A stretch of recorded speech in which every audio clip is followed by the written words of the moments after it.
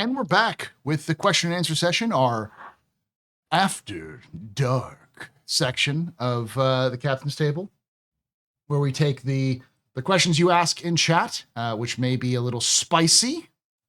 So we'll try to do it, but hopefully within the context of what we were talking about before. If you missed that, go ahead and check out the last section, the discussion section, where we discussed the future of industry, mining, salvage, and transport. If this year's a good year for industry, the short answer is yes. The long answer is complicated. Go watch that. Yes. Yeah, that's the long answer. Yes. All right. So the first question comes from Citizen Ninja, who asks, "New Kruger ship coming at ILW?" I am not necessarily qualified. I haven't been reading into the leaks and like the data mine stuff. We know that they're doing a new Kruger ship. They showed off the Kruger ship, the new Kruger like light fighter, I think is what it is. Yeah, the one that looks like the Naboo Starfighter. Gotcha. But I don't know if it's been announced or even leaked. So I would say no right now, but it could be wrong. I'd like to be wrong. I'd love to see more Kruger ships. So yeah. All right, I'm going to move on. Steve That Answer asks, "Will hand and rock get refining process?" That's a good question. Right now they're not refined. I think they're usable as raw material, like in other crafting, and I think we saw that as one of the inputs for some of the crafting concept art that we saw at SitCon. Yeah. So I think we may see them in terms of refining when you want to make specific materials. It may be like an additive, kind of like how with steel you need carbon and iron to make it. You might need to have some of those gems to add to something. But I right now CIG seems to be just more you need item rather than using it as part of refining. Yeah. Gin and Tonic asks, "What's your opinion on the ore pods for the Prospector and the Mole being different volumes?" Brett, I think this kind of answers to you. Is question to you more. I mean, we always kind of saw that. Wasn't like we had some differentiation before, but I'm not bothered by it. I think it's the way that they achieve balance within the ship designs. So, not a big problem for me. I also see that as an opportunity in the future to get some potential, player crafted at a high tier war pods that have extra capacity. Yeah. Right. Yeah, could be. Shipasta asks, "Do you think we'll get cargo boxes / containers that can snap together without having to be on the cargo grid?" That is one of those things which I have been saying should happen. Take one SCU crate and turn it like Tetris into like Tetris blocks, where you can just snap them together like Legos and form different. Just so you take 8 SCU crates, one SCU crates, you merge them, you glue them together as it were, and now you've got an 8 SCU crate you can move around with one tractor beam. To make it easier. So like if you have like 8 SCU crates, you could just, and now you've got a 16 SCU crate. Not necessarily like they're all sharing inventory, or just more for moving sake. So that way you can like just stick them together and then easier take them out and remove them or all those sorts of things. So people would build outposts with them. Yeah, but that's cool. If we are really good this year, maybe Chris will get it to us for Christmas. Woo! I feel like that's a simple process. Well, simple. It's simpler process than you think. Yeah. Yeah. Don't throw that crap down. It's very, very simple to do this, Yes, right? it's totally easy. There's no consequences whatsoever. But I feel like that's a simple solution to the problem that they currently face with like having to move tiny amounts of boxes, and then just having to like build up a a cargo sorter where it has to like change out the cargo grades instead of you can just be like dunk. Maybe a tool that maybe could do that where you can just sort of stick it down and then it would attach more. But all right. Next question. What is likely from Axis0096 who asks, what is likely our next medium mining ship? So mole adjacent. Major, give us a prediction. Give us a guess. So my assumption would be, since we're getting the entry level RSI salvager, right? Yeah. And with the Arastra, we've got a larger. Is it large size? Yeah. Miner, I think, right? Yeah. I don't think it would be RSI. I would like for it to be RSI. I like my Dorito shaped salvage ships. Or industry ships. Yeah. Industry ships. I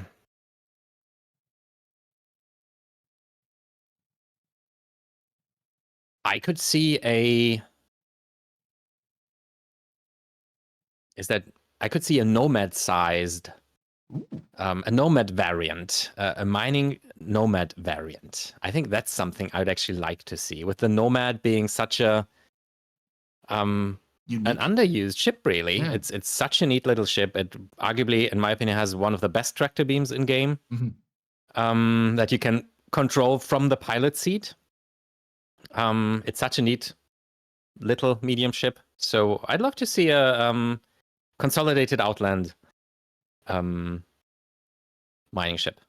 I was going to say something completely different, but you bring it up and I'm like, yeah, that would be neat to actually see Consolidated Outland do something other than just cargo, and they have to expand that anyways, right? They have to expand the whole out with the Pioneer coming out. So yeah. I mean, if they can make a large various kinds of Mirai fighters, I can easily see them upscale the Nomad a bit to turn it into a mole-sized mining ship. Yeah. Red, your prediction or your thought on what we the Momad, Lucky says in chat. Momad. The Momad. The Nomad's a great one. I always call it the Space El Camino, and there's a lot of utility you can get out of that. Strapping a mining laser on back.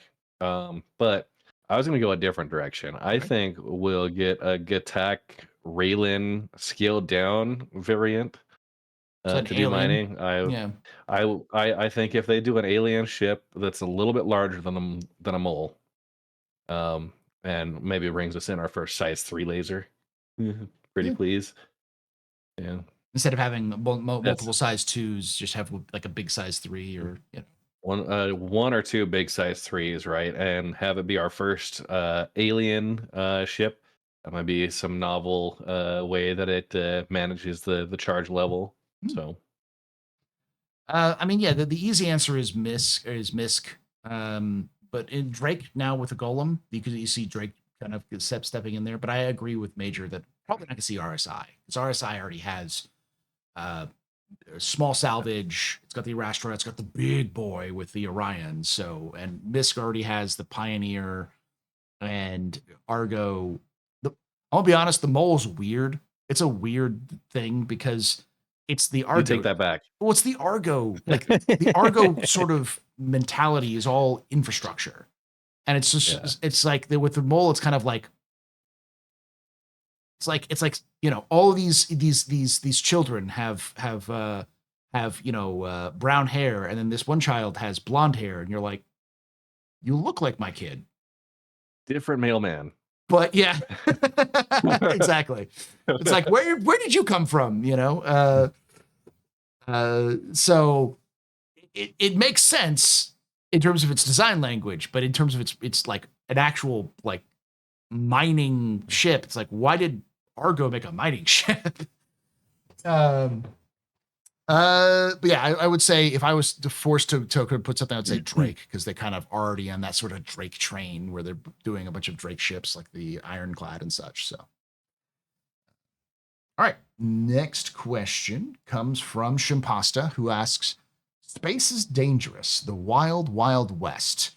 Do you think we'll have industrial special events or special missions that don't involve PvP? Major, what do you think? Sorry, can you repeat the question, teacher? So space is dangerous, the wild, wild west. Do you think we'll have industrial special events or special missions that don't involve PvP? I think so. I hope so.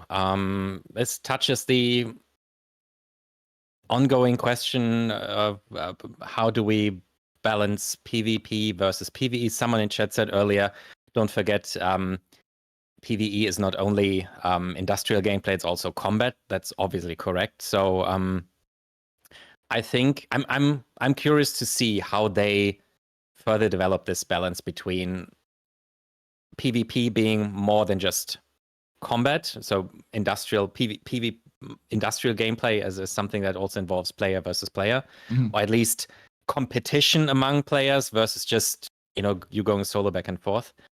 What was the question? Do you think we'll have events that don't involve PvP? Yeah. Basically, like industry events that don't involve any PvP. I think so. I think they have to go down that route.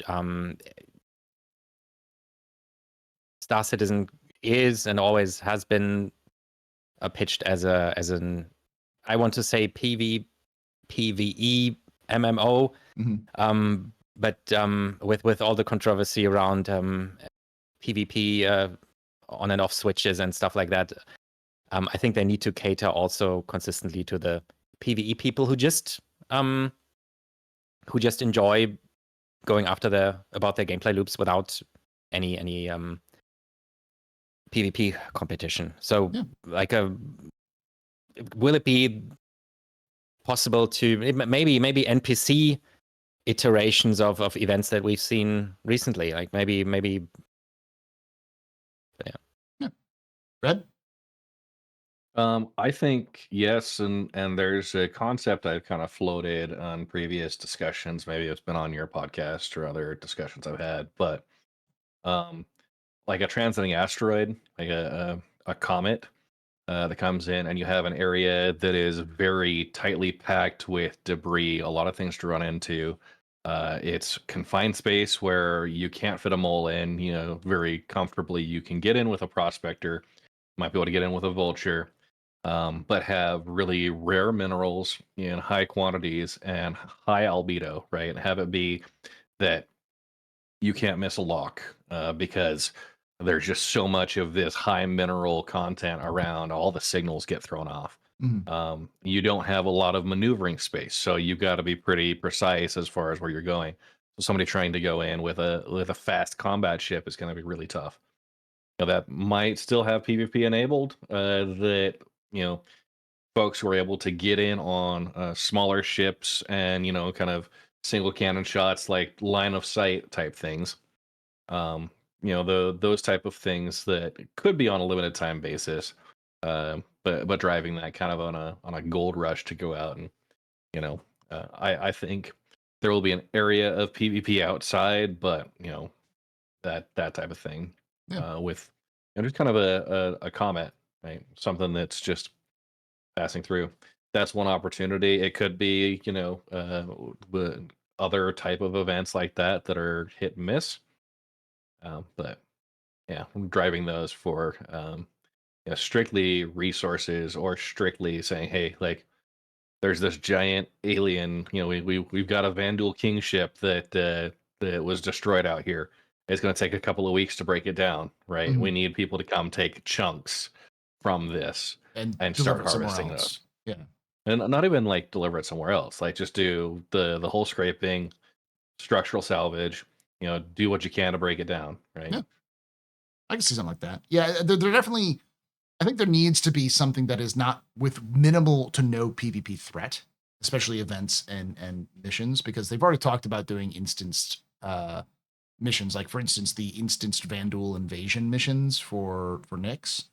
So having and the depths, both of those, the instance dungeon crawl for Area 18. Both of those ideas are PvE explicitly. Nothing wrong with PvP, but there needs to be some variety, some things like something that an individual or small group of people can do rather than requiring orgs or larger groups to be able to compete in. They need to kind of have some catering to everyone. Like using other MMOs as examples, raids or dungeons are always there's always some low level dungeons which people can solo, and raids don't always require huge numbers of people. You can tackle them with smaller numbers of people in certain cases or in certain areas. There needs to be that sort of level discrepancy, but specifically because there's no levels in Star Citizen, with numbers of players. Yeah. And people are saying they don't think they can do events without PvP unless they can turn off player damage. Instancing is the answer. If they're doing events, they would do it in instance. So you physically prevent people from being able to enter an area. So you'd enter an area with a group of people, and those people could shoot each other, but which I'm personally I'm not a big fan of as a solution to the lack of law enforcement and the lack of reputation as a big, in my opinion, that's in the long run, that's going to be the answer to a lot of the controversy around PvP versus PvE.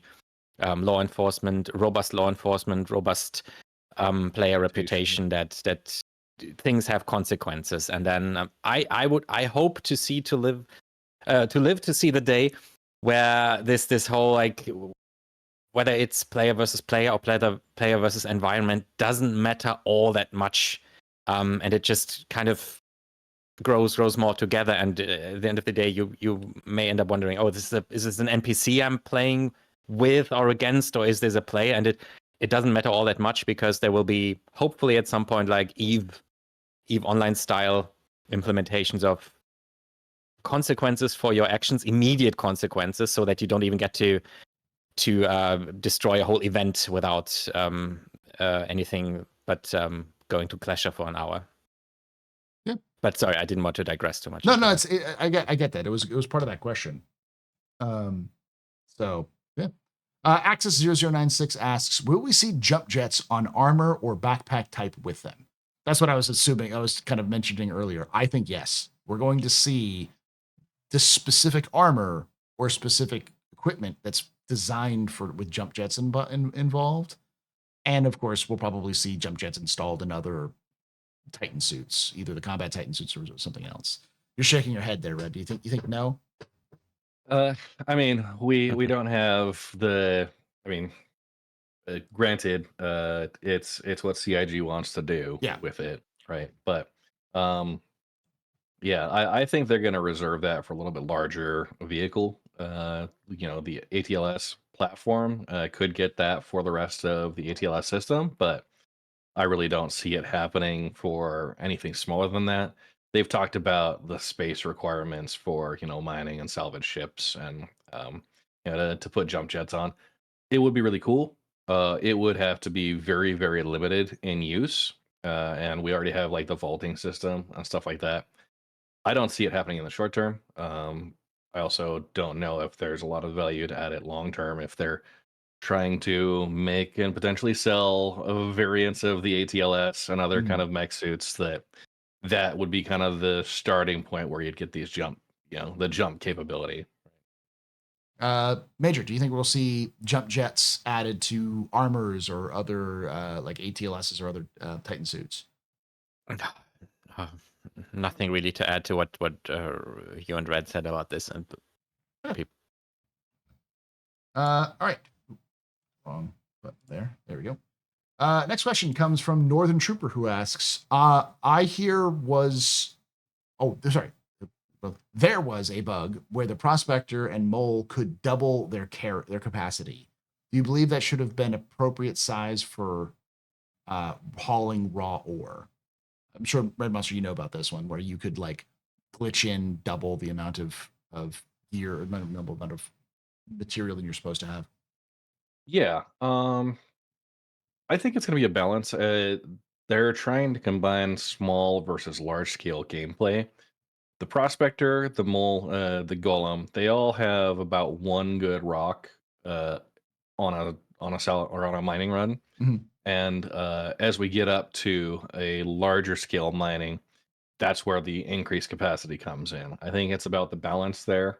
Um, I do like the ability to expand your cargo to a certain level, but aside from putting the Argo ore pods onto the Mist Prospector, I honestly haven't bothered with doing swapping the pucks around and getting a 96 SCU Prospector. That just, to me, it seems gimmicky and a little unbalanced. And that's the thing at the same time, right now where it's at, it's out and back with one good rock, and you can go kind of do a reset. If you have more, bring friends, and I will say 90% of the mining I do is in a group with 5 or more people. So the capacity, yeah, I would like to have larger capacity, but we're gonna see that with the Arastra, with the Orion, and yeah, I just I'm not a fan of kind of the gimmicky bag tricks. So Okay. I don't have. Do you think Red will? Oh, sorry. Go ahead, Red. Do you think Red will get to see like specialized ore pods? So, for example, certain ore pods that can store this or that, or more efficiently. So would that be be something? Maybe not specific material. I think the ore pod is just kind of a vessel. It doesn't really care what's in there. Maybe it stabilizes volatile materials longer. Like it could be kind of a refrigerated pod or some type of, magnetic containment that keeps Quantanium from exploding by another 5 minutes. I see maybe the mineral quality enhancements, those coming through on more of the processing side for the extraction. So there might be components within your ship that you can upgrade that way. Okay.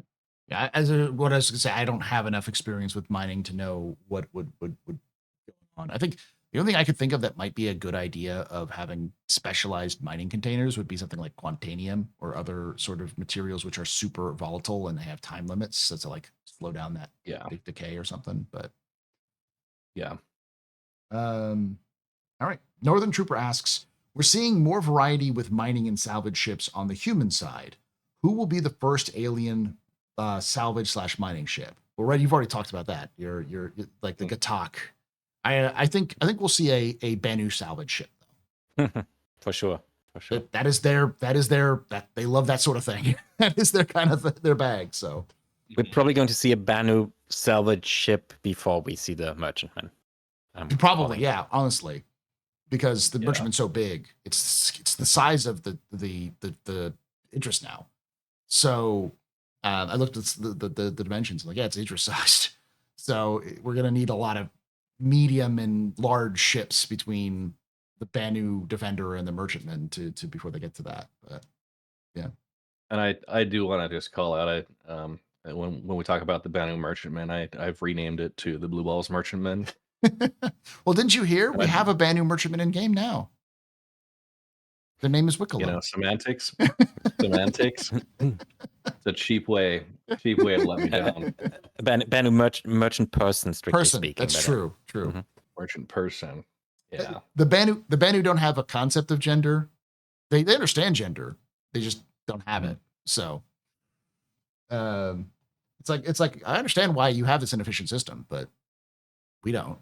If the Banu don't have a concept of gender, then why not call it the Banu merchant person, the ship, to start, Oh, you may be able to answer this, Major, because I think there's no word for merchantman in Banu, so it's like a human translation of some kind. Yeah, it sure is. My fluency in Banu is a bit rusty of late, but the merchantman is obviously a human cultural translation of the oh, gotcha. Yeah. Original Banu word, so they're not calling it merchantman actually. Yeah, so we just mispronounced them. I gotcha. Kind of. It's like the Defender isn't called the Defender. It's got a different name in Banu, but they basically translates into the shield is what it translates. Mhm. So, Gotcha. but it's so that word for it is they just go, yeah, it's the defender. Just call it the defender because it's shield, defense, whatever. It's that sort of the Banu sort of, humans do what you want, call it what you want, as long as you buy it, Mm. you know.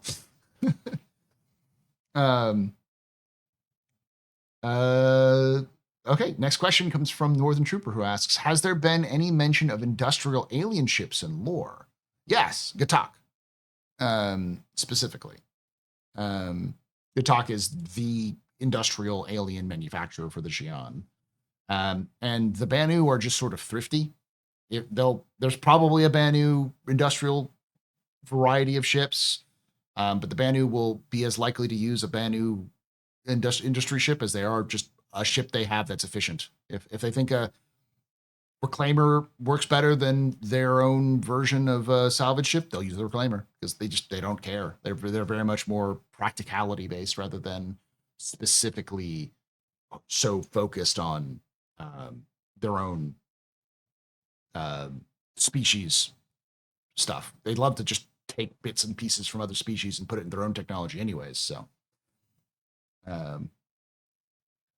famously, actually, one of the concept art pieces is a Banu mercenary wielding a P8 rifle, a P8 AR in there. Not a Banu weapon, a P8. And it's like, yeah, it kind of makes sense. It's what the Banu would do.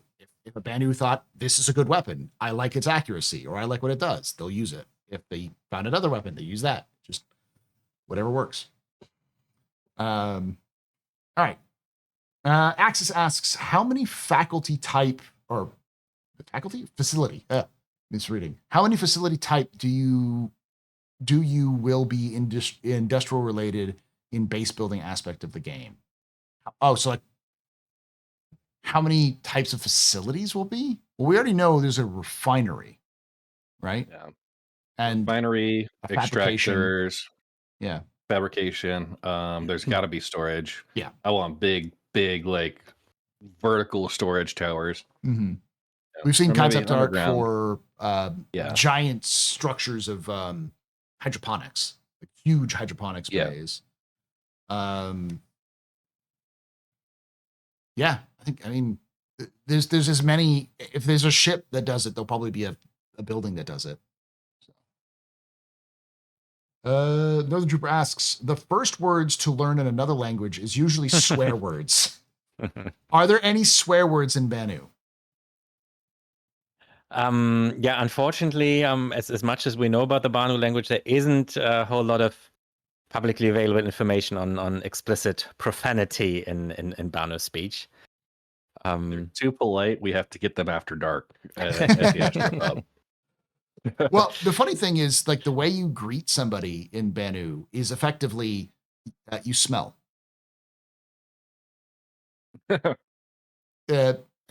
Smelling isn't necessarily a bad thing in the Banu. It's just like you smell. And if I remember the guide correctly, it says something like, be careful how you use that if you're in person, because your friend, if you're a Banu friend, you tell your friend that, they'll ask you, how do I smell? Like, as a response. It's sort of like how you pick up the phone, and different cultures have different like cultures around phone usage. And they'll say a specific thing over the phone, but they'll never say it in person. It's that sort of thing. It's like the thing you call up a Banu, you go, you smell, and like, oh, you smell too, or something like that. Like that's gonna be my greeting to you. Each time we see each other, like, hey, Paul, you smell. You smell too. But yeah, from that we can deduce that their way of insulting each other may also be a little bit olfactoric in nature. Mm-hmm. If I remember correctly, the only one that I could think of that specifically deals with smell is you smell toxic. So like if you say you smell toxic, it's sort of an insult. But I couldn't find any swear words. I looked for them because they're interesting. Yeah. In any language. That's a good question, because learning to swear in any language is useful. So. Yeah, it's as useful as where is the bathroom, 2 beers please, and please speak in this language. All All right, Northern Trooper asks, or is it this one? It did. Axis0096 asks, regarding player-built space stations, we have archetypes like industrial refinery, etc., or will they be simplified and multi-purpose? They've talked a little bit about that, right? I mean, there's one template they're going after, and it's going to have a refinery wing to it, like a refinery arm. And I don't know, maybe some theming to be done there. We have some of the concept from the various locations, but like if you go on the verse right now, Stanton refineries are one design. Pyro refineries are one design. And how long have those been in the game? I think it's going to be a standard, but you will have kind of your own branded theme. The I forget what they called it. Decals type that make it seem a little bit different.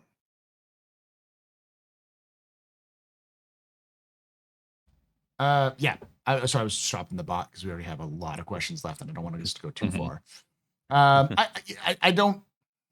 I think we'll know more about those details when we go forward, because they did talk about how like the core, the hub, is can be connected to other hubs, and they showed that they can kind of expand out. So it could be that they're just the spots, the utility spots they showed off could just be different, like specific designs, and then you sort of just going to build different hubs to build different parts of that.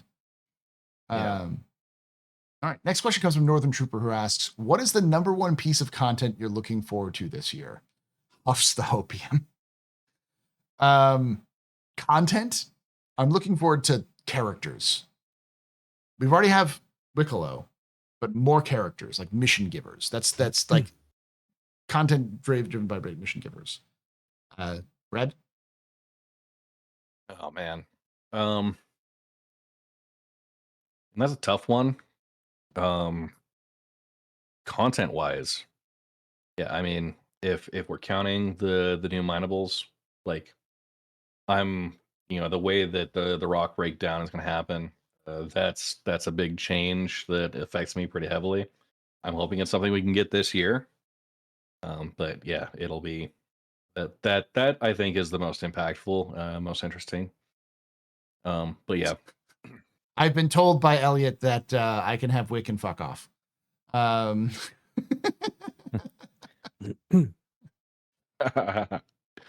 After everything I've done to defend you, Elliot.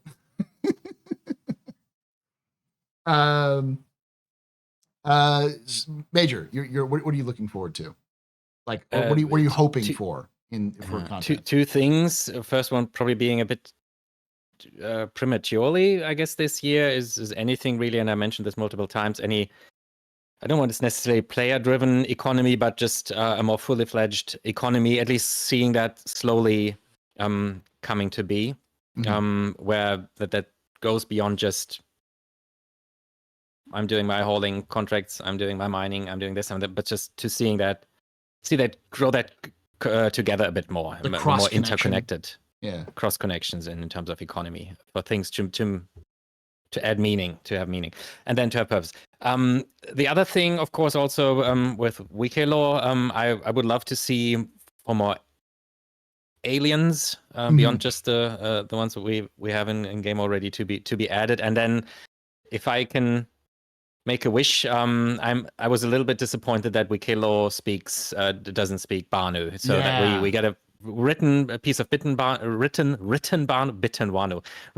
there in their hangar.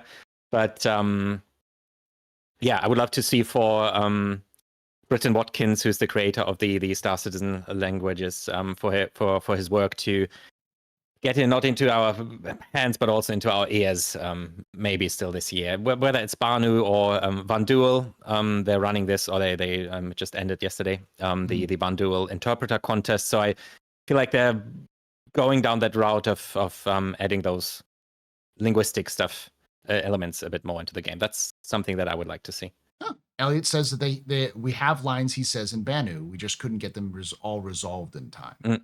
So we kind of have one where he gets frustrated at the ATC not working. Okay. But That's probably our first Bano swear word. Yes. Coming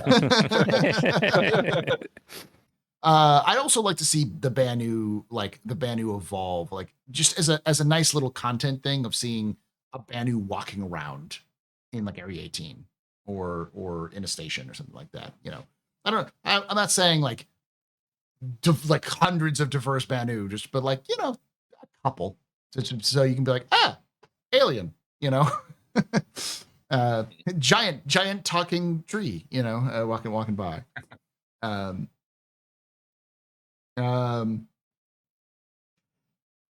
Oh, someone used the word simple with the developer. Shimpasta asks, thoughts on Wicklow contracts. Are the rewards justified? Is it too easy, in quotation marks, to get stuff in ships?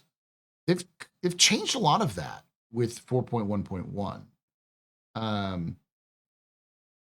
I don't think it's too easy because doesn't it still require significant amounts of materials from the supply or die? Or not supply die. Alanamine. Alanamine, yeah. This and that variation mission naming. Yeah, I haven't seen what the full price list is for all of those. Have you seen it, Major? I know people were begging us for Quantanium in my org. So, have you seen any of those lists, Major? Can't think of any that no. Okay. Yeah, I mean, the one thing everyone's spammed me with this when they said, "Hey, you have to get Devarin service markers to be able to build some of these things." I know it was a nice nod. I like the nod because like one of the things you need to get a Polaris is a pristine Devarin service marker, which is a nod because the name Polaris is literally from a famous commander from the First Devarin War, who famously fought off an entire invasion fleet with a Corvette class ship. So they named it after her, Hester Polaris. So requiring a Devarin service marker as part of the process, even it's a little so what's the right word for it?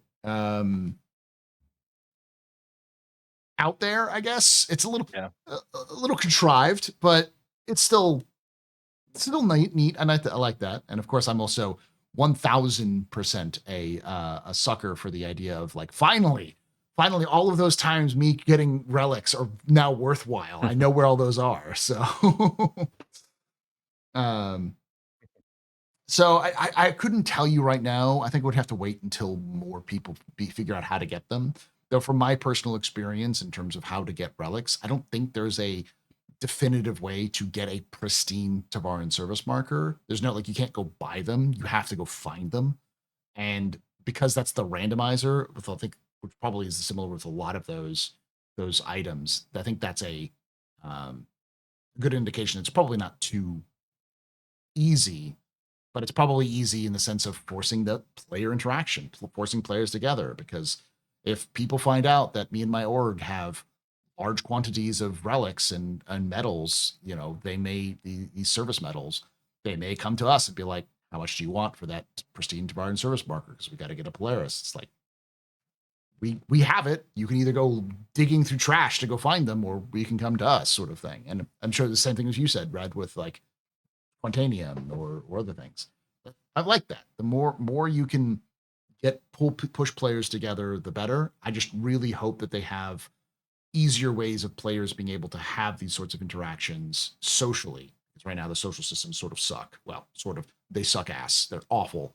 We need to have them improved so we can start having these sorts of exchanges easier. So, all right. Next question comes from Coffee Gaming. This is for you, Major. Do the Banu have a tea ceremony? I love that. I saw that earlier. I love that question. Thank you so much for that one. So we do not know or whether they have their own tea ceremony, but we know that they have a a very unique ritual, or a beverage ritual called sloma. And that's not exactly like a tea ceremony, but it's a ritual where everybody involved in a deal or gathering contributes to the producing of that beverage by contributing spices or fruit or what have you to the mix. So that's in a way the closest thing I could think of in terms of having a ceremony, something that's a ritual that symbolizes cooperation, mutual trust, and stuff like that. Which, if we look at IRL tea ceremonies, there's famously the Japanese Cha-no-yu, the matcha tea ceremony, very intricate ritual. We have a multitude of tea ceremonies. I would speculate that the Banu, being merchant-driven in nature, but also collectors of sorts, I could see them most certainly having absorbed, collected not only cultural artifacts, tangible artifacts, but also intangible artifacts. So I could totally see them celebrating all sorts of human-based tea ceremonies, just the way, Paul, you said earlier, right? If they think non-Banu made ship is better at doing the job, they just use the reclaimer, and I'm sure that celebrate the existing human tea ceremonies just as well. It's kind of how their religion works too. It's sort of like, I wouldn't be surprised if you saw a Banu who was worshiping Xi'an religions or human religions, just because why not? Never know who's listening, kind of thing. So yeah, I could definitely see that. I was gonna say the sloma, which is that thing. I was like, that's kind of a tea ceremony because you do kind of boil the ingredients in the little slomadon. So. Because for those but they are highly ritualistic people. Yes. So yeah. What is it called? The ritual 3-sided object that we actually got. It escapes me right now. That's their, like, it's a religion. It's the luck god. It's an artifact of the luck god, and the idea is it has 3 sides, and you spin it, and it's yes, no, and run are the 3 options, effectively. So if you don't know what's to happen, you spin one of the sides, and as you spin one of the sides, whatever it lands on, you kind of go with that. So, Fanman does point this out. We know Wicklow is interested in coffee based on his coffee machine collection. Yes, he does have literally every coffee machine you could find in the game in his collection. So, next question comes from Northern Trooper, who asks, we're given a glimpse into org tools, but haven't seen anything for the embedded logistics tool / industrial. Will we see any in-game or website tools that will help with moving or storing logistics for orgs? Red, what do you think? That's a really big question. So we have org tools to manage, kind of the overall glimpses. Specific for industrial, like you're talking inventory management, you're talking just overviews, stats screens. I don't want to put too fine a point on it, but right now there's not really great stats tools within the game interface. Mm-hmm. If you've tried to use the assets app to find something you own, you are better off just flying to every location and checking. Almost, it's that bad as far as usability. They need to bring in something that is a lot more usable, that provides a high level summary for orgs first, that you can say, okay, like if I pull up my inventory at a station after a refining order, if I put all of my boxes in the inventory, there's no summary of what I have. I have a very large icon of a 16 SCU box of my raw ore, and I have to hover over it to see what that thing is. Like there is no summary, high level, balance statement that exists there. We see it occasionally with refinery terminals and stuff. You get a summary there, but that's the only time that it's digested and presented as an actual usable, like tabular format. Everything else is it's an icon. They want it to be like diegetic, right? You want to be able to see, the box of stuff. But I, you know, for certain things that makes sense, but for a lot of the inventory management, it is terrible. So I think if they continue this way, I don't know if it's going to be in game. It might be out of game as long as we have the access to connect it. But Mm. hopefully, someone out there is listening at CIG and recognizes that. Oh yeah, like we probably really should have, a better way to do this. They've discussed stuff like that in the past. I think one of Yeah. the big hurdles right now for that sort of being able to do a one-stop shop or being able to reference sort of industrial like trade or refinery is that the final numbers aren't in or the final ways. Like we know that refining right now is sort of tier -1 or whatever. It's sort of it's in there for the sake of getting it in rather than it being actual gameplay intended. Similar to like how salvage is not really fully even in tier 1 status when in terms of all of the parts of it. So I imagine a lot of it is just they're waiting for those systems to come online before they can actually build out a tool that can track those systems. So Yeah. Major, your thoughts on? Yeah, I'll read it again. The in like a logistics tool or industrial tools for like for in game to be able to track cargo or time for refinery or that kind of thing. Yeah, I've nothing really to add to what the two of you just said. I think I entirely agree. But All right, we've got a lot of questions, but we're burning them down pretty quickly. CIG Shampasta asks, CIG changed hand mining to the point to be point, shoot, break, collect, and they removed the old way of having to manage power. Do you think we'll get the old hand mining back? No, I don't think we'll get the old hand mining back. I do think that we'll get a different version than we have now. One of the big things that I think CIG is doing is they're looking at the goal. They have a goal, an end line goal now, and everything is going under the microscope. That's what happened to the raft. The raft was, does this work as it stands? No. What should it be doing? It should be doing this. Do we, let's just make it work for what we want it to do in 1.0. Let's do this the most simplest way or the easiest way for doing this.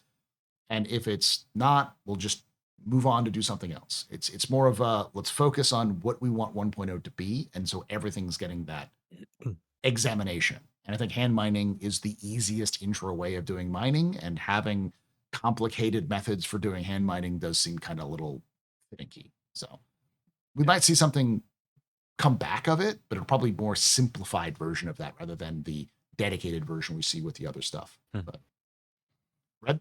Yeah. I actually have not used the hand tool to do mining, so this change is kind of actually a bit of a surprise for me. So I think it's mostly in Klesher. I think that's the thing is like how they do it is Klesher's mining has changed. So I don't know if it's everywhere. I'll have to give it a try. The fact is I've just been so preoccupied with the Geo that Big Mac. mm-hmm. All right, Velocity Raptor wouldn't it make for once I can add something. Wouldn't it make sense for them though to develop hand mining further into something along the lines of how the med gun works? So you have an auto mode where you just point and mine, and it's maybe then less efficient. You never get less yield than if you go to manual mode and you fine tune yada yada yada. Like similar to how you have to go to manual mode for the med gun if you want to make someone be able to walk, which the auto mode is not going to fix, or certain things. I like that idea too. Just a simplified, easier version versus the more complex, so you can maybe time difference. Someone in chat saying it's bugged currently, so it could be that this is just a bug that they that hasn't been corrected yet. Saying like this, any of the special tool colors that are bugged, but the yellow one still has the power management. But then that should cause a lot more problems for if you have the non-multi-tool rather than having the non-color multi-tool just work. But Velocity Raptor asks, with the current intention to have many things be linked to timers, crafting, base building, ship claim, Are we worried that Star Citizen will become one of those free-to-play city builder games? What do you think, Major? Everything the timer is going to mean that we're going to sit there and have to wait 3 hours to be able to play the game?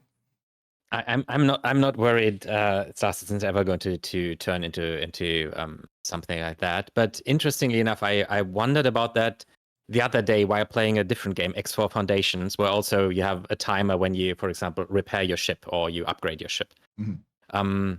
And I keep thinking in certain contexts, time for me is but one way of currency, if you will. It's like either you pay with a monetary currency or you pay with time as a currency, and sometimes those things intertwine.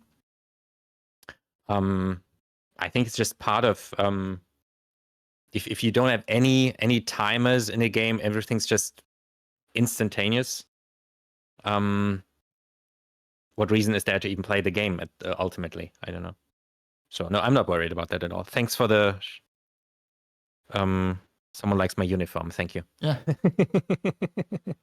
Red, are you worried about this?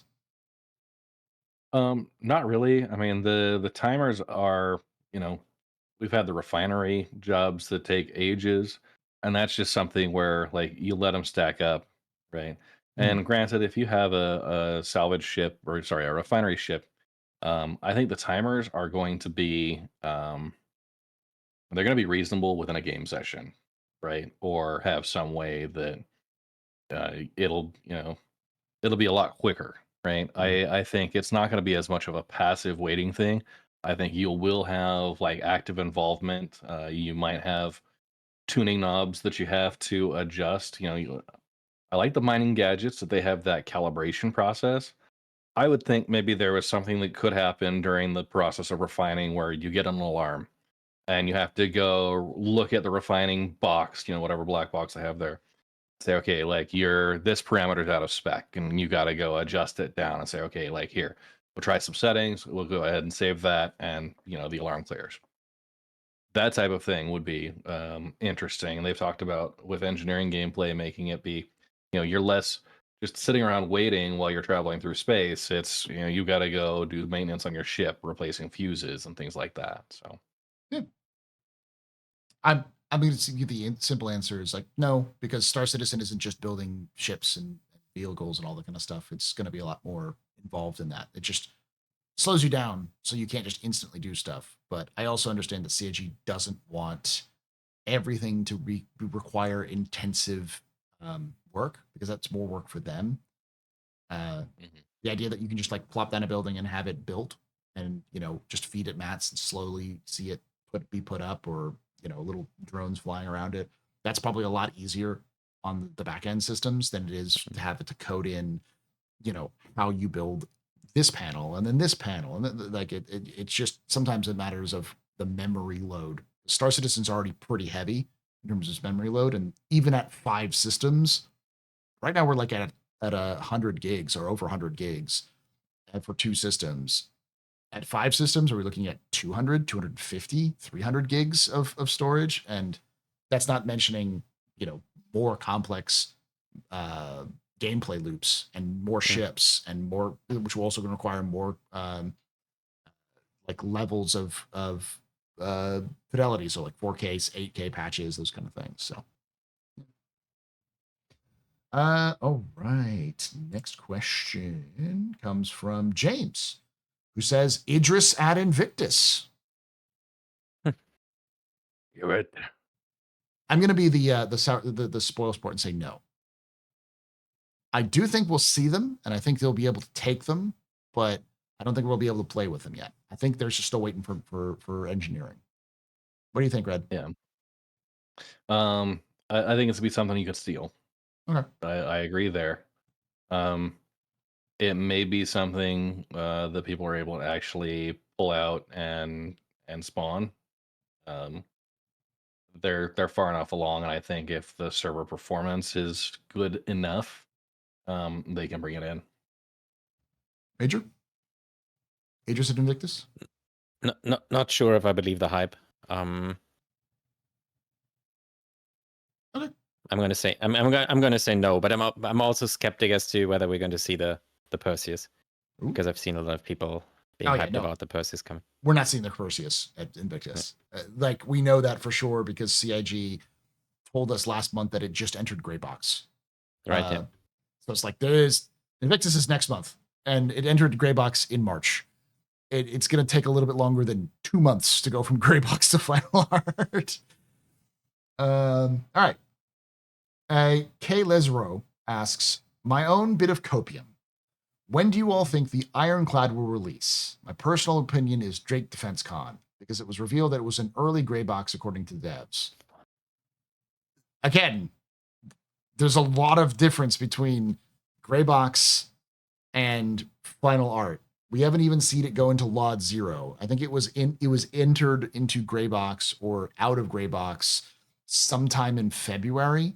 We haven't seen any indication that it's entered Lot 0. It has not been in any of the leaked files that we've seen, even in a little bit. So I don't think we're going to see the Ironclad until at least like July or August. I think we're going to get it before Invictus, but I don't think before IAE, but I don't think we're going to get it around Invictus. So, Red, what do you think? Ironclad? DefenseCon? I have not been following its progress at all. That's one ship I'm kind of Major. Perseus, July, August, Ironclad for IAE, something end of year. I don't know. IAE, yeah. Yeah, CIG also has they've done this in the past where they've built a ship and they just stick it on the shelf, and then they're like, it'll release when it releases. And with their CIGs, they're sort of at least one ship a month sort of cadence that they've been dropping. There could be ships that are done. They're just like, we're waiting for September to put it out there. So, I think the people who Gin and Tonic in chat was talking about the Paladin. I think people who saw the Asgard leaks were like, Paladin. It's like, no, they're talking about the Asgard. That's what it was. So it might be a version of the the Paladin, maybe like a variant, just kind of like how the Paladin is sort of the variant of the Valkyrie. I'm sure they'll reuse assets from the Valkyrie for it, but all right. Next question comes from John Chavs, who asks, what industry variant of a known ship, in-game or concept, do you want the most? For example, a mining or refueling SRV variant. Ooh, industry variant of a known ship. It's such a beautiful question, but I have to think about it. You said one. I think that was good there, Major. A sort of the beefy Nomad. I would say a repair or at least a refuel version of the Cutlass. Like stabilized, you sticks it out the side, like it's got like a big tank in the middle, and it's got like retracts out the booms at the side of it. So a very Drake version of the AAA car showing up, with an SRV tractor on the back. Yeah, something like that would work. This actually came up last night. The Valkyrie has been kind of my daily driver for a lot of my stuff. I would love to have if you could put some salvage beams on there, replace the two guns on the side. With beams. Have those be maybe tractor beams that help with it. So, yeah. Any other ideas? I'll have to go with a dedicated cargo holding variant of the Hammerhead, because that's my forever favorite ship that I just can't put to any good use solo. So something for a crew of two, a nice cargo holding Hammerhead variant. That's what I want to see. The question is, do you fill in the hole in the middle of it, or do you make the hole like the entire, like, just open it up and have it be a flying, like an empty phone band, that maybe just at the edge. Maybe not trying to give CIG ideas, and maybe the hole was there and has been there all along, just to be filled with SCU crates. Maybe it has a cargo grid attached to it that we don't know about. Ooh! I could think of, like, you just take the guns off, and instead of the guns, you have like the pads for the whole series. So just like Yep. it unfolds. Mhm. So you have like a weird sort of like sailing almost. So on either side, like just Kind of stick can the whole. destroy the Going looks too far though. off So the I rails. prefer internal cargo. All right, this is a question from Steve the Dancer who asks, don't we need a refining ship to be released for crafting to be in game? Not necessarily, because we already have refining in game. Like with refining, Yeah. you can still do that, but I don't see it. Hmm. I see that crafting being released around space building at the same time or close to it. Yeah. And if we have that, you're going to need to have some refining in base building. So we'll have to have that, but maybe not necessarily ship refining. It's really, you could have it, but it depends on a lot of different factors in terms of what crafting is. Cause we saw what crafting was like copian horns and like aphrite and to modify stuff. So, which doesn't require refining at all. So, Yeah. But isn't I think refining is refining that complex to implement compared to crafting and base building, all that stuff? Isn't it just, it might be a naive approach, but isn't it just putting the existing refining mechanics on a ship? kind of. I mean, I think the question is how much in depth Hmm. like work does CIG want to have with refining, and because in practical terms, kind of like what crafting is, all that crafting is item spawning. It's just pull item out of database, put it on table. In terms of its just the mechanical process of it. And I think the same thing would be refining. Take ore, make it go away, put in refined version of ore. You know, it's just a almost an item Yeah. spawner as it is. But I'm sure it's going to be more complicated than that, and it's also more about how much does CIG want us to be involved in that. I think probably, I think the biggest thing with refining is going to be probably managing engineering and managing power outputs, because you want to know how much power you put to the refinery versus the ship and that sort of balance aspect. But I don't know. I don't know what CIG's not even done a concept art or concept idea of what refining gameplay would look like in terms of its gameplay. So Yeah. I think right now we have a working version that's NPC controlled. Um, Once we get into crafting, that will eventually fill in, but it may not require player owned interaction for refinery. yeah. The Rigsby asks, will Hathor be selling size 12 mining lasers for low orbit mining? Mm. I got like a little off topic, but I Mhm. got a really great angle recording of that Hathor mining laser firing up, and that's what I want the Orion to do, please. Yeah. Um, Uh, so for, for those who don't know, Hathor doesn't exist anymore. Hathor collapsed. That's why we're using the Hathor mining facilities, because they're abandoned. They're no longer a company, so they wouldn't sell you anything because they don't exist. Um, but yeah, if we have something like a Orion beam that works like that, would be cool. mhm. And yeah, let me strap it to my space station when I build that. Station based mining, baby. All right, John Chavs. Defensive capabilities too, Yeah.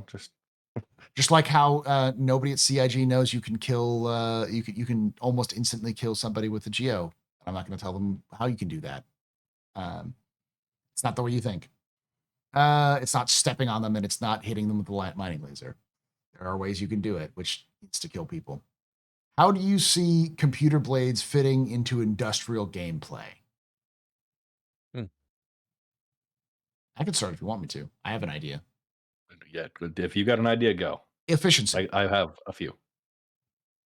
Obviously, the easiest one is a lot of computer blades are also going to be scanning. Like I imagine that most scanning systems will be, you'll have dedicated scanning systems for mining, for salvage, for combat, for exploration, and then you just swap out the blades inside those scanners to swap out the scanners to give you different types of scanning that can happen. Um, but when it comes to other blades, things like being able to basically subcomponents for different things, so you can swap out the subcomponents to increase efficiency or to increase power or those sorts of things.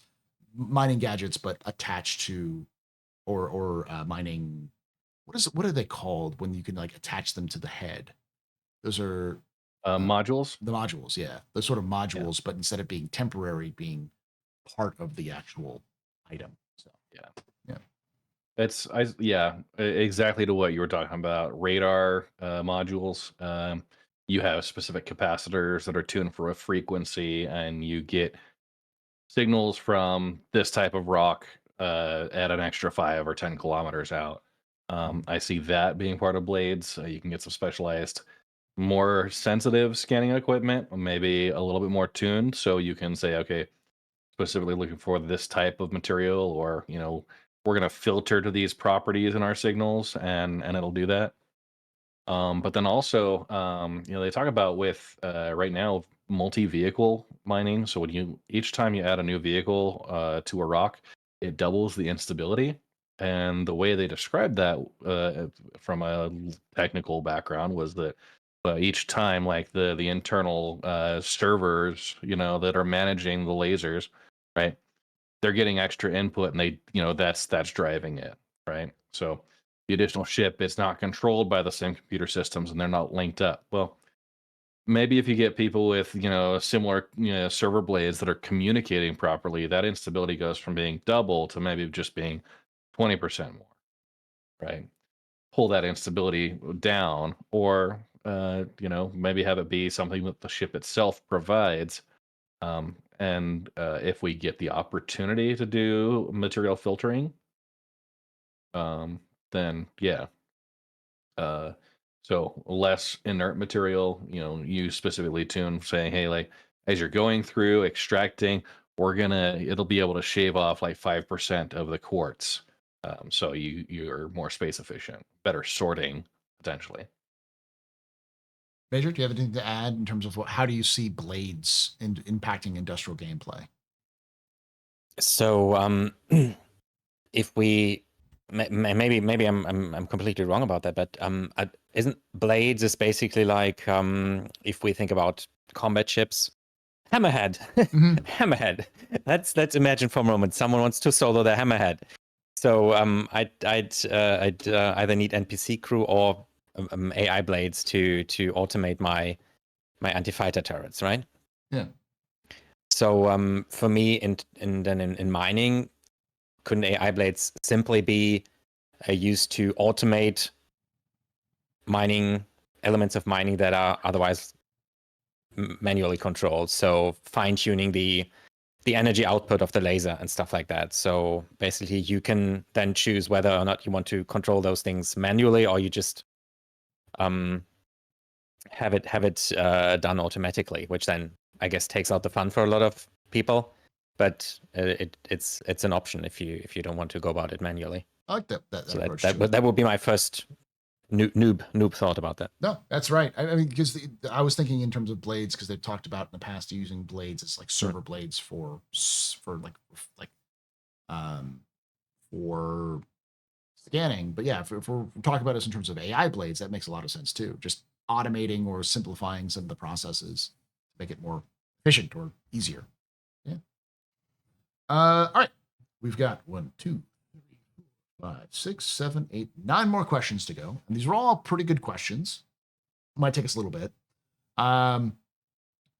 Grex Igan asks, to be engaging to a player doing refinery, how do you feel refinery minigame should work? I kind of already talked about that. That as the process is going, I think there are things that will happen. Within that, something's going to go out of spec. Maybe it's drawing too much power. Maybe there's a instability that needs to be addressed. We saw this with the what was the? It was a couple of patches ago where you had a bunker where you had to enter codes to keep the servers from shutting down. Exploding. Yeah. Right. Yeah. So I see something like that where there's a time critical prompt that pops up, and you have to address that prompt either by doing a calibration like the mining gadgets do, or maybe enabling or adjusting power allocation during the refinery process. And it doesn't have to happen all the time, but it's something that over the course of a 5-minute refinery process, you have to sit, you have to wait through it, and you respond to these types of alarms on the tools. I kind of, having come from a manufacturing environment that is exactly what this was, right? Highly advanced process tools that will throw an alarm, and you have to go and address it and say, okay, well, we'll just add one more pip to the dampening, or like, hey, the flux capacitor is underpowered. Let's go add add something there. Mhm. So Yeah. or there's a relay that's failing. We'll go pause and swap that relay out and then resume. That type of a response. Sounds good to me. I couldn't tell you what it would be, so that's a lot more thoughtful than I would have given. Yeah. Major, I've got a lot of experience with that part. So any your thoughts on it? Likewise, no idea, but sounds all very convincing what Red just said. But whatever it's going to be like, I mean, we have a blueprint kind of for what refining is like in game, right? We have the little I know about it is when I go to a refinery and then I start that refining process, I get to choose between refining processes that are either faster and give me less yield, or they take longer and then they give me more yield. So I reckon that's going to also translate into then the player controlled refining gameplay. You can go the risky route and get maybe more yield, less yield, depending on how much time you invest in the whole gameplay loop. I think the risky routes being a little bit more prone to alarms, but that's the risk versus reward, right? You have a higher yield, speed, quality, quantity, all those can play in. All right. Well, next question comes from Steve the Dancer, who asks, how important is having a system that can repackage your trade materials and your refined goods? Instead of refinery orders going directly to your ship or your trade or our trade missions with set sizes, we could choose the size containers. I think it's important, especially somebody who does a lot of cargo running.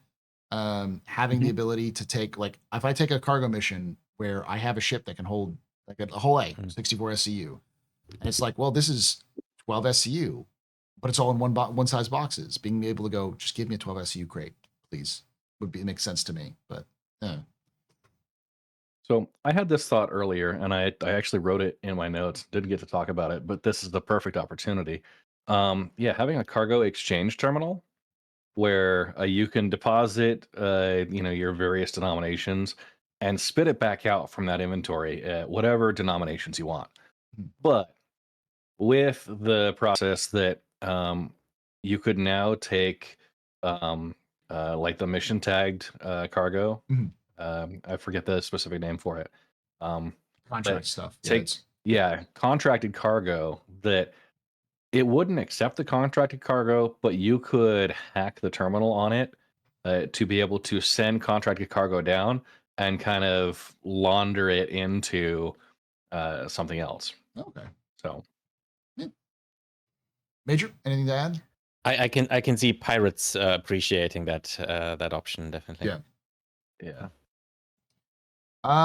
Gin Tonic, this is for you specifically, Red, who asks, what's your beef with the Misk Fortune? Yeah, it's the Rock DS of salvage. But why is the question? It does what another vehicle can do, but half as efficient. You have one mining laser or one salvage beam compared to the Vulture's two. I get the idea that you got the sides that autofill and it's a little bit easier to offload for a small time operator, but it's the way you have to get around that vehicle to offload into your little tiny cargo hatch. Yes, it's okay for, I would say it is okay for a large scale salvage up if you wanted to have a bunch of those to offload back and forth. But you are also using twice as many people because each vehicle is doing less hull scraping than a Vulture with two beams. just an efficiency standpoint, I can deal with the inconvenience of having to open up the back of the vulture with for a large scale op. Uh, that's chump change for the entire operation, and every person is being twice as productive. All right. Next question comes from the Rigsby, who asks, will the utility of the Ironclad be the new industrial Polaris? I can tell you based off of my experience with salvaging the Polaris with a bunch of vultures, I would have killed for an Ironclad to just open the top up and just go yeet into the thing, because it would have been a lot faster of a process and you could have collected a lot more stuff easier. But I do think it has a lot of industrial utility, but even then, I'm not using the Polaris a whole lot right now for those types of activities. We are using the Caterpillar. So, like, would you replace the Caterpillar with an Ironclad when the Ironclad comes out? I'd have to see how everything works between it. It may have a place, but the Caterpillar with the sides has been pretty convenient. So we just need to see how it all scales up, and if we need something really that large. Major, your thoughts on the Ironclad? Yeah, not entirely on topic, but I would love to see a salvage variant of the Ironclad then at some point. Anything that's less of a hassle to load and unload than the Reclaimer. Oh. As much as I love the Reclaimer as a just for its looks, but it's out of this world annoying to deal with. It wasn't built for the thing it was it has to do. So. Greg Skin asks, with Nyx having Vanduul raids, do you think that they will expand to player bases on grounds where the Vanduul will attack or raid your base? I hope so. Yeah, I was going to say, I hope. It really depends on CIG's spawning of NPCs in the near future. Because, like, they've what's kind of removed what's that. the purpose of having a hostile alien race if you don't get don't butt heads every now and then? Especially if you're out in the territory where they're supposed to have a foothold a little bit, or trying to. Mm-hmm. I think that's part of the risk of going into the next system, and also maybe part of the reason why it's going to have some good resources. Right. Major, your thoughts? Do you think we'll see Vanduul raids actual player bases? I hope so. I certainly hope so. All right. Well, we've got 4 questions left. This one's specifically for you, Red Monster, which is from Escape, who asks, if there were a hostile alien race made of living stone, would Red's org spearhead the campaign against them? Well, the Red Legion is all about cooperative efforts, but I'm not sure if you're familiar with the horseshoe crab. That is like basically they drain the horseshoe crab's blood for medical purposes. Mm-hmm. So they've found ways to be able to make it work without being specifically lethal. So yeah, we would help promote any science to be able to utilize that resource without the loss of those. So. Just remember, Red, that the whip crab does disguise itself as rocks. They're going to be I have a feeling that CIG is going to be evil, and they're going to make those rocks look exactly like rocks that would be mineable. And so you walk up and you start shooting with a mine, and then it just wakes up and hits your ship with the crab claw. I would be more than happy if CIG started adding mimics into the. That's kind of what they are, yeah. Basically mimics. They're mimics, but they're mimics if they were the size of a small house or of an average house, and a hive mind. So there are like hundreds of them. Steve Did Answer asks, do you each feel the voice for Wicklow is totally wrong, too high? Major, based off of because you've studied the language a little bit, do you feel like his voice or their voice is too out of character for what the Banu language sounds like?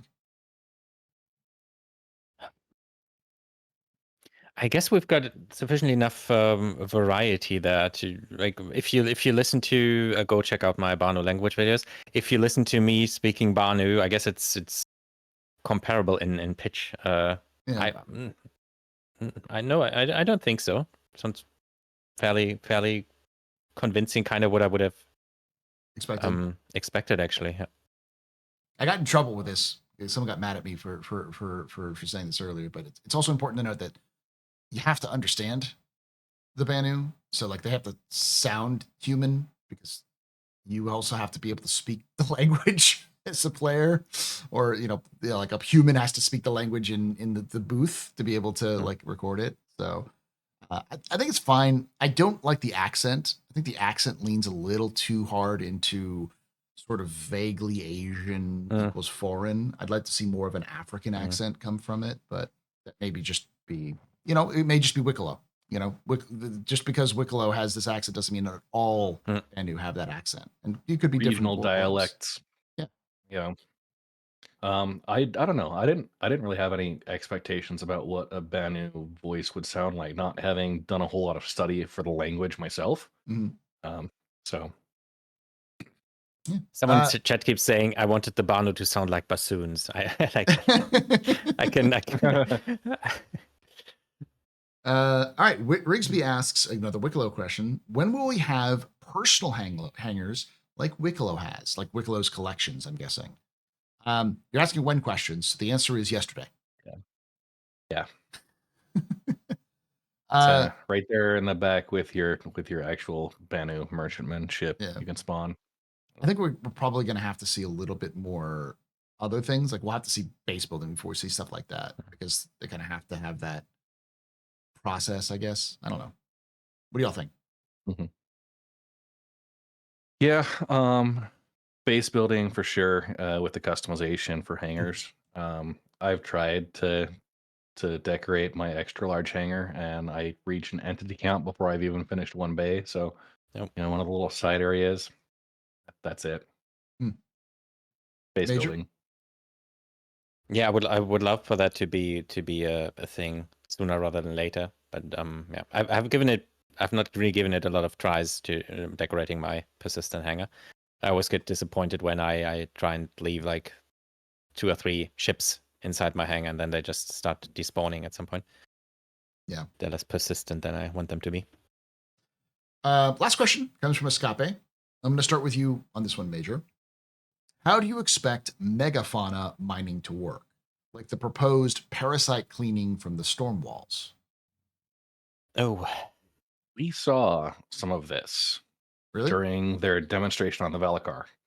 There were specific, like, on the outside of the, there were specific nodes that you would go and collect from. It was the equivalent of alien pimple popping, I would say. Like, you're not going to be able to like go cut the whole thing into pieces and cart it off one chunk at a time.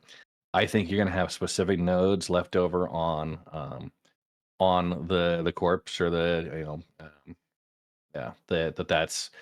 that's what you're going to go harvest from, rather than having the entire asset that has to be broken down. Beja? Yeah, sounds convincing to me. Okay. my only reference really that I have is I guess No Man's Sky, the way things work there. I doubt it's going to be similar to that in Star Citizen, that you just point your gun and harvest or undo, or Yeah. You heard it here first. Alien pimple popping. With that, I'm going to end it. That's perfect. Thank you. What is your discussion on alien on industry?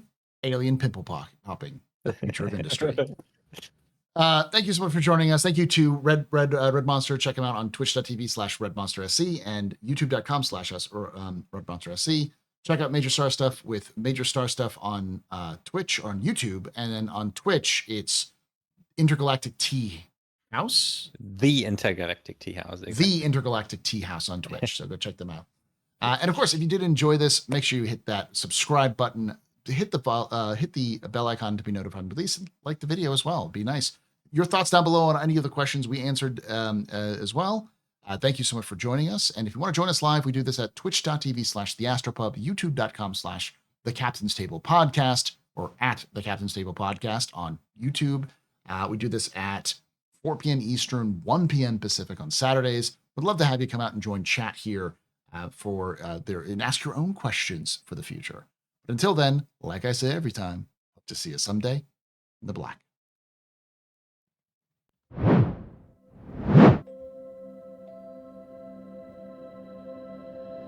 Right. We're going to stop the recording once we hit that.